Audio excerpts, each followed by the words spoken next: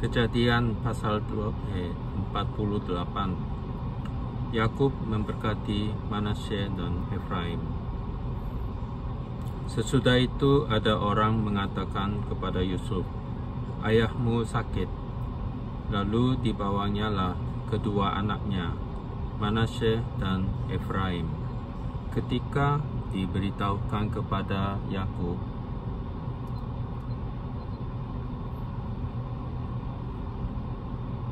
"Telah datang anakmu Yusuf kepadamu," maka Israel mengumpulkan segenap kekuatannya, dan duduklah dia di tempat tidurnya. Berkatalah Yakub kepada Yusuf, "Allah yang Maha Kuasa telah menampakkan diri kepadaku di Luz di tanah Kanaan, dan memberkati aku serta berfirman kepadaku, 'Akulah yang membuat engkau beranak cucu, dan aku akan membuat engkau bertambah banyak dan menjadi sekumpulan bangsa-bangsa. Aku akan memberikan negeri ini kepada keturunanmu untuk menjadi miliknya sampai selama-lamanya.' Maka sekarang kedua anakmu yang lahir bagimu di tanah Mesir, sebelum aku datang kepadamu ke Mesir, akulah yang mempunyai mereka. Akulah yang akan mempunyai Efraim dan Manasye, sama seperti Ruben dan Simeon. Dan keturunanmu yang kau peroleh sesudah mereka, engkaulah yang mempunyai, tetapi dalam pembagian warisan namanya, mereka akan disebutkan berdasarkan nama kedua saudaranya itu.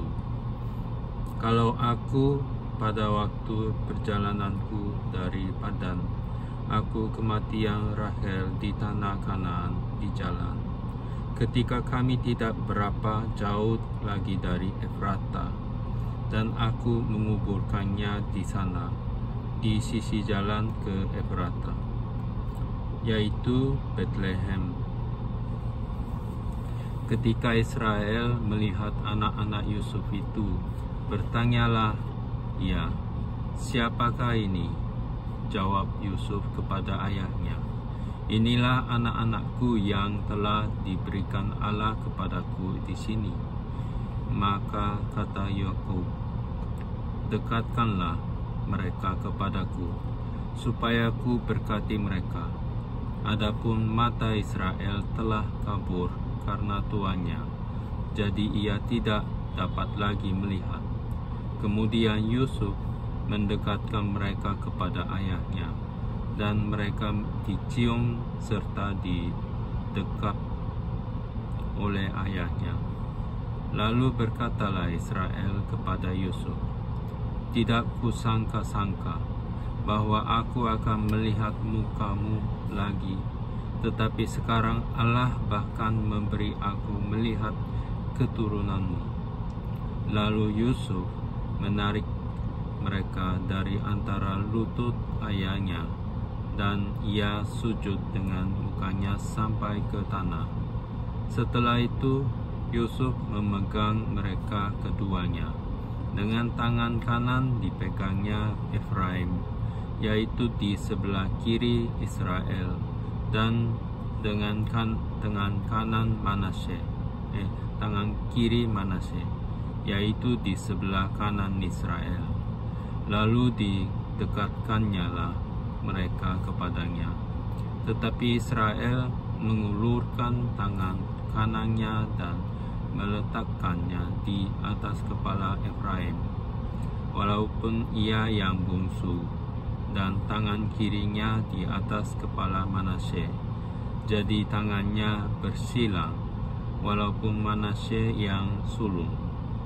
Sesudah itu diberkatinya lah Yusuf, katanya, 'Nenekku dan ayahku Abraham dan Ishak telah hidup di hadapan Allah. Allah itu sebagai Allah yang telah menjadi gembalaku.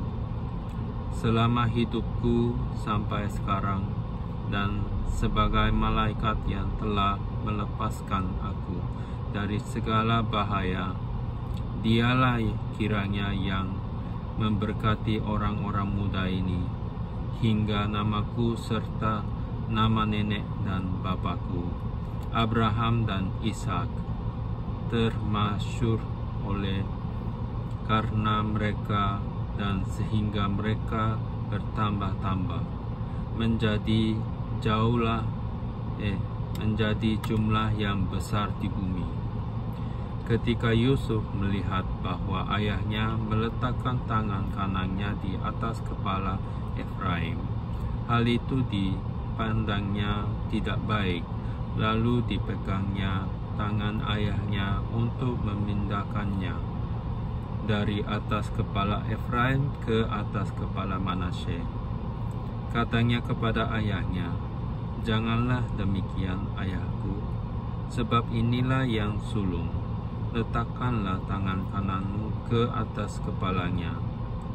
Tetapi ayahnya menolak. Katanya, "Aku tahu, anakku, aku tahu.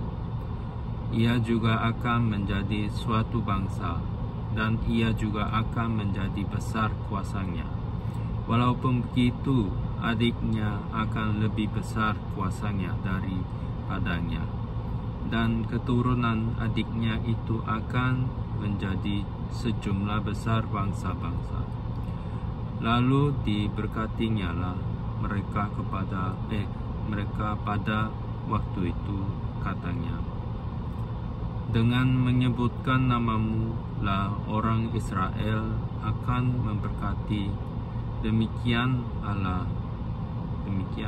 Allah kiranya membuat engkau seperti Efraim dan seperti Manasye." Demikianlah didahulukannya Efraim daripada Manasye. Kemudian berkatalah Israel kepada Yusuf, "Tidak lama lagi aku akan mati, tetapi Allah yang akan menyertai kamu dan membawa kamu kembali ke negeri nenek moyangmu. Dan sekarang aku memberikan kepadamu sebagai kelebihanmu daripada saudara-saudaramu suatu punggung gunung yang kurebut dengan pedang dan panahku dari tangan orang Amori.